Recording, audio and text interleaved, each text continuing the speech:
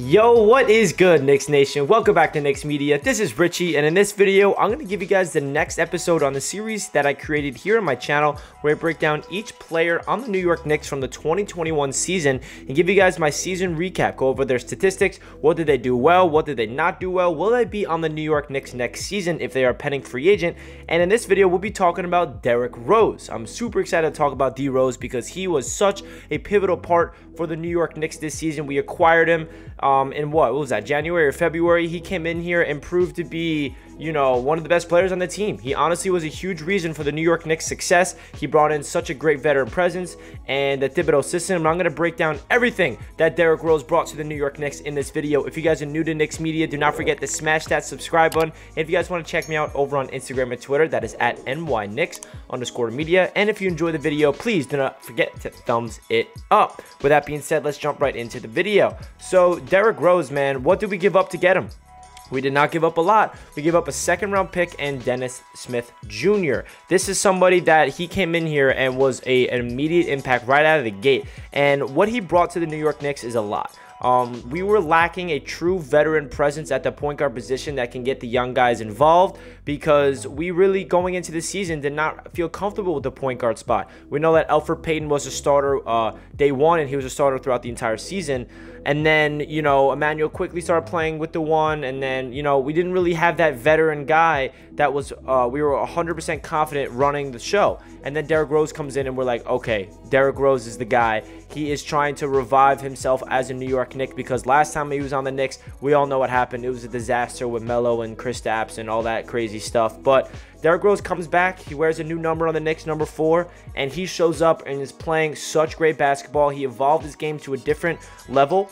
And Derrick Rose has been playing really good ball ever since he's been in the league. It's just his only problem has been health. And whenever Derrick Rose is healthy and he's on the floor, he plays very well, especially with the Timberwolves with Tom Thibodeau. Even on the Pistons, he was balling out. You know, everywhere Derrick Rose went, he was playing good basketball. He just needed to be in the right situation to play the right minutes, be in the right system, and that's exactly what happened. He comes to the New York Knicks with familiar faces all across the board with Tom Thibodeau and his coaching staff, and then we ended up re-signing Taj Gibson. So he understood that his role on this New York Knicks team, he's not the, you know, the leader that needs to be the head of the snake. He's going to be a lead by example, veteran presence. The rookies and the young guys can come up to me and, you know, ask me questions and about the Tom Thibodeau system, because there's nobody in the league that knows Tom Thibodeau more than Derrick Rose. He was an MVP under him. Tom Thibodeau was the coach of the year with the Chicago Bulls back in 2012, and then he was a coach of the year this year with D Rose again. So obviously they have a lot of chemistry. So let's get right into his stats from 2021.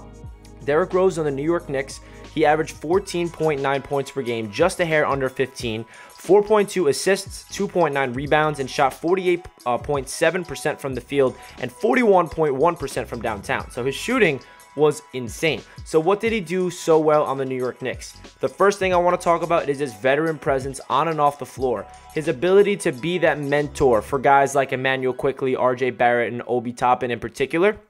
I feel like RJ always leaned on Derrick Rose. He always asked him questions. What spots do I need to be in? Whenever RJ had a really rough half and he wasn't really having his, you know, the night that he wants, and then at halftime, Derrick Rose goes up to him and say, hey, keep shooting. Don't stop. He instills confidence in these young guys. He knows everything about basketball. He's been through the highs and the lows. I mean, Derrick Rose has been through more than anybody else in the league. We all know his story. So he knows how to deal with adversity. He has the mindset. He has the evolved consciousness to be pushed through the dark times to prosper. And Derrick Rose is such a perfect player to be in this Knicks locker room to help out the young guys, and that's exactly what he did. His mentorship, even on the floor. Obi Toppin is not in his spot. He goes up to Obi. He talks to him, hey, we need you in this spot, and I'll throw you the alley-oop, or I'll give you I'll pass it to you in the corner or something, you know. Derrick Rose is a guy that helped out this Knicks team so much that we don't even realize when it's just his leadership and his communication, his teaching Thibodeau's system and all that great stuff. And then another thing I want to talk about with D Rose is he was the best player in the playoffs by far. He had obviously the most experience in the playoffs, and you can tell he ended up being the starting point guard for the first time all season.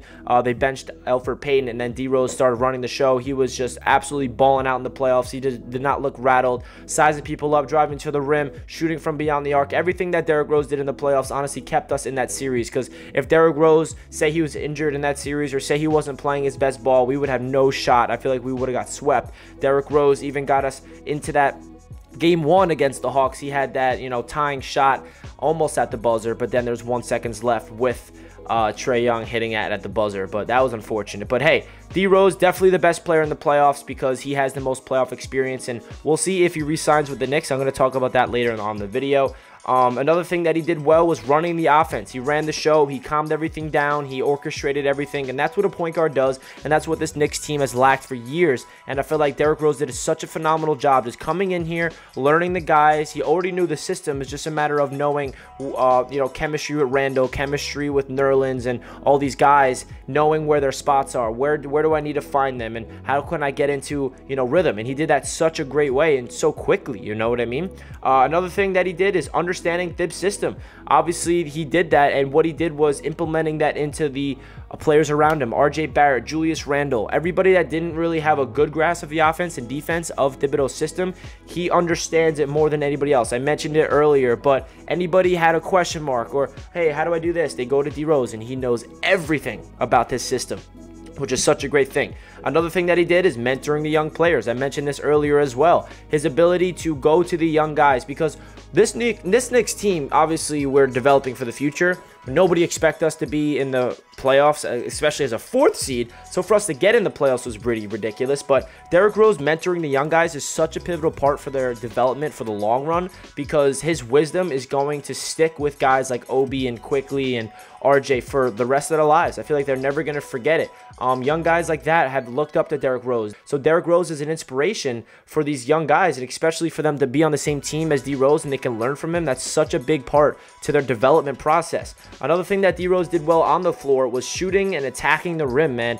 His shooting ability was the best part to his game that I don't think anybody really expected. Derrick Rose was somebody that we always knew as a slasher, an athletic freak, and he evolved his game into a crafty guy that can size you up and he can step back, hit the mid-range shot, but his shooting from beyond the arc was crazy. He shot 41.1% from downtown throughout the entire season on the Knicks. That is so insane for Derrick Rose to hit that shot at a high level, and that's what really opened up the offense because they couldn't really, you know, sag off him. It spaced the floor. That was great to see, and obviously him attacking the rim, that's a gimme. We all know that Derrick Rose is one of the best in the league at sizing somebody up and attacking the rim efficiently, finishing through contact. He's been doing that throughout his entire career.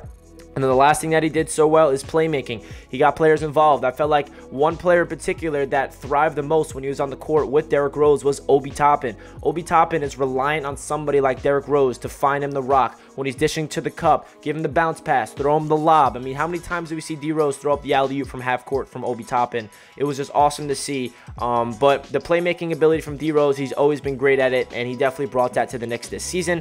And then the last thing I want to talk about in this video is, will he re-sign with the New York Knicks? This is the big question mark. He is a pending free agent. He got asked about it after the last game of the season. He said, you know what, the Knicks, they do have big plans this summer. He said that Leon Rose and company, they have a lot of money and they feel like that they may have bigger plans than me, but he said he would love to be a Knick. He would love to re-sign here. Who would not want to play for New York City and play with the Knicks?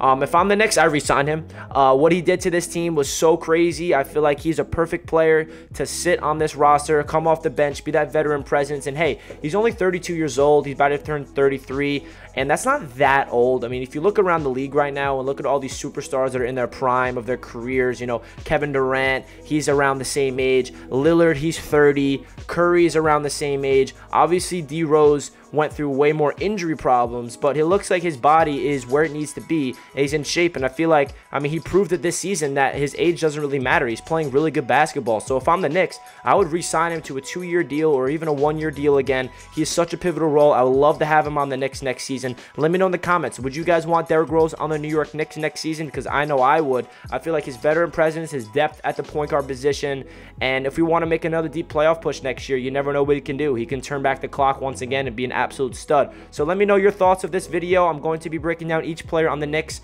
so stay tuned. Make sure you smash that thumbs up button if you guys are not already, and don't forget to comment your thoughts of Derrick Rose and how much appreciation you have for him for his season on the New York Knicks. And that does it for this video. Hope you guys enjoyed, and I'll catch you guys in my next one. Let's go Knicks. Peace.